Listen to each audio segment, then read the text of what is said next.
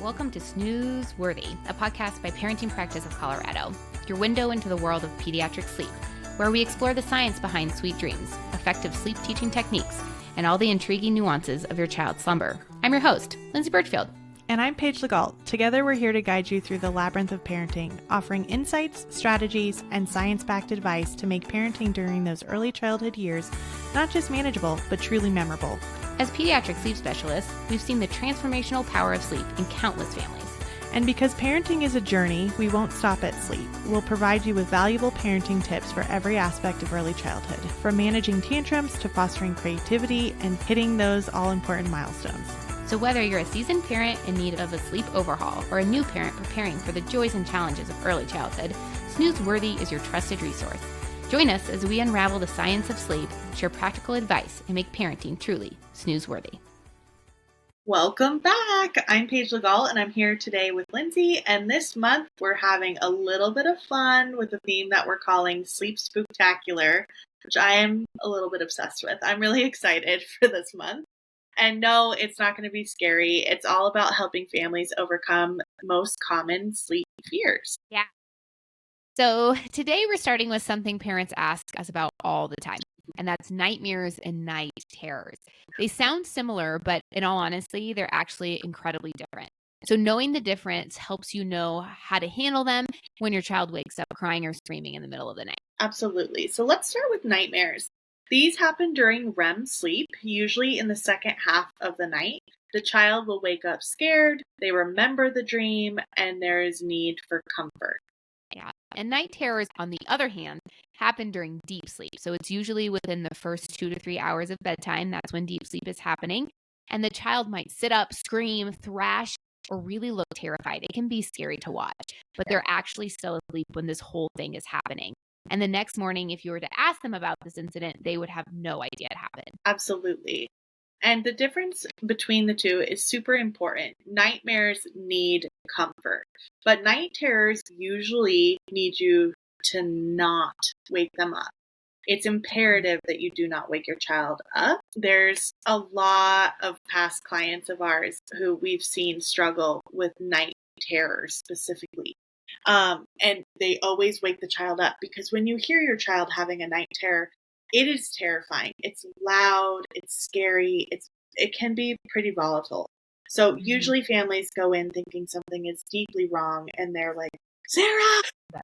Hands on, picking them up, light on. They're doing all the things to wake the child up.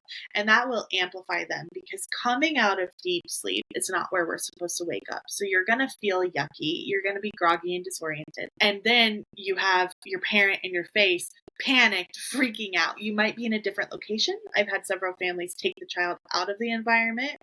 And you might even have lights on, or I've had one family who would put a cool washcloth in a kid's face. I don't know about you, but I would also freak out if I woke up to a person in my room with a cool washcloth on my face screaming at me to wake up. I would freak out. So they get louder. Pretty terrifying. Yep. They sometimes will hit or scratch themselves or you. Sometimes they will shove or kick. It can be pretty volatile. And the other thing we want you to pay attention to is when you do wake the child up, you will lengthen this experience. If you let them be and you go in and you sit with them and you're just present to keep them safe, but you're not interrupting, it can be a 5-15 minute ordeal. If you wake them up, it can be 45 plus minutes of managing. Absolutely. So why do these things happen? Nightmares often come from overstimulation or scary books, TV and movies, big changes in someone's life, in the child's life, or even if they have some stressors going on. And they're really more common once kids' imaginations take off, which if you have kiddos, you know is the peak at 3 to 6 years of age. Yeah. Night terrors are usually tied to overtiredness or irregular sleep schedules. It can even be from diet, trauma, changes in routine, environment, things like that.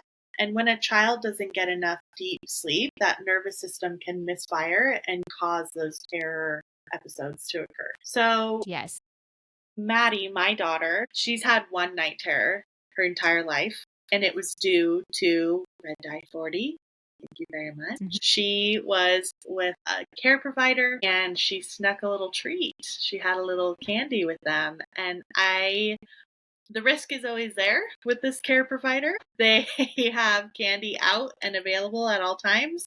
And so it's normal for her to be curious, right? And that night she came home. We had a normal routine. She ate dinner great, went to bed on time, nothing different there. And she woke up at 10:05 on the dot, like an exorcist was taking place. I have never heard her scream like that, eyes open and like terrified. I, of course, immediately knew what it was, and I went in and I just sat in the room with her. I didn't get in her space. I didn't touch her. I didn't speak to her. And I sat to make sure that she didn't thrash into the wall or fall out of her bed. And she she got out of the cycle and went into REM sleep within about 15 minutes. And I felt like my heart was pounding out of my chest. I kept being like, okay, how long has it been? How long has it been? And like trying to regulate myself and just reminding myself, like, you know what this is? Everything's fine. She's okay. But it is a terrifying experience, even when you know these things. And even for me, who works with kids with night terrors all the time, I still had to talk myself into through it. She's okay. Yeah. After that, it took me a while to fall back asleep because my heart was racing and all of that. And then the next day, never came up. She never talked about it. Didn't happen again. But I did say, hey, quick question. Did Maddie have die with you? And yeah, she had a couple starbursts. And I said, okay, thanks so much. Remember, we don't do die. Thank you. Exactly. It's just those things that can trigger them. Another one that my clients oftentimes is the cause is temperature. So either the kid was out all day at the pool, got super hot, maybe overheated, or the child is sick, spikes a really high fever. So body temperature is another thing that can play a role in night terrors as well, as what I have seen, which is super interesting. Super duper interesting. So for nightmares, a couple of things that we can do if your family's experiencing them is, of course, you want to comfort them. Go in, sit with them, give them those reassuring phrases. You're safe, you're loved, I'm here with you, whatever you'd like to say. And then, of course, staying with them and getting them back settled, right? You don't want to leave while they're still dysregulated. You want to keep the environment the same. I wouldn't suggest turning lights on. Do not take them out of the environment and do not bring anything into the environment like a snack, the second parent, or anything else. And then you can always create a safe object, which would be a lovey. You can use a nightlight. We prefer to use something like a hatch that has, more options than just a standard nightlight, and you can control it a little bit easier. But a safe object can also be, we've both used this in our own homes, is a button recorder that they can press and hear your voice. Mine is Twinkle, Twinkle, Little Star. Good night, I love you, you're safe.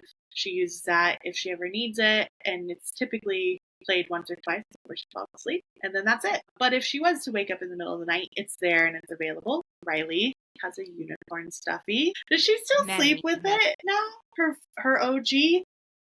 Oh, yeah. The OJ is still there. I thought so. We love our angel deer stuffies. They're favorite for babies, but then there's some kids that keep them till they're 7, like my daughter. Yep. I think she has 4 of them still. Yeah. Because she's taken Jack's, because Jack doesn't, he has a blink. He's a blinky kid. Yeah. So he just was like, here, Rai, you can have my baby. So I think she has like 4. Like, absolutely, I will take this responsibility. No one loves a stuffy baby more than Riley Ray. No. It's her jam.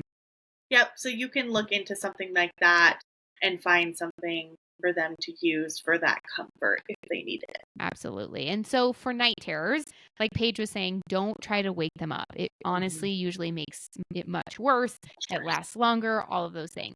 Your real role is to stay close and to keep them safe, to make sure that they're not crashing against the wall, falling out of the bed. And if your child is having night terrors regularly, we just want to make sure we're going to focus on prevention here. So the earlier bedtime, the consistent schedule, reducing overtiredness, ensuring that their nutrition is on lockdown, making sure they're staying hydrated, not getting too hot, those types of things. Absolutely. And another thing I want to mention very quickly is that night terrors don't happen multiple times a night. And so we have clients who will come to us and they will say, Paige, they're having night terrors 4, 5, 6, 7 times a night. And I'm like, that's literally not impossible. That's not possible. That's not how our sleep works. So I would really highly suggest writing down the events or having your partner record them while one of you is working with them. That way we can start to pull them apart, differentiate them, get to the root of the cause, which is what we're talking about here today, and to be able to help them see those differences. Because when you're sleep deprived and you're being woken up in a panicked state and you think something's, horribly wrong with your child, you're going to go to worst case scenario every single time. Yeah, absolutely. Tracking is such a helpful tool to be able to parse out what might be happening. I mean, we use tracking with our clients, right? do. So it's a really great step to take if you're trying to look for a root cause of why something might be going on. Absolutely. So nightmares and night terrors might look scary, but they're manageable when you know the difference and you use the tools to prevent. Yeah. So if you're not sure which one your child is experiencing or you just want help in preventing them, you can book a call with us. You can send us a DM. You can comment here on this episode, and we can help make a plan together to overcome that. Thank you for joining us today. Please like, follow, and subscribe so you can stay up to date on all the happening here at Parenting Practice. Yes. Talk soon. Bye. Thanks. Bye.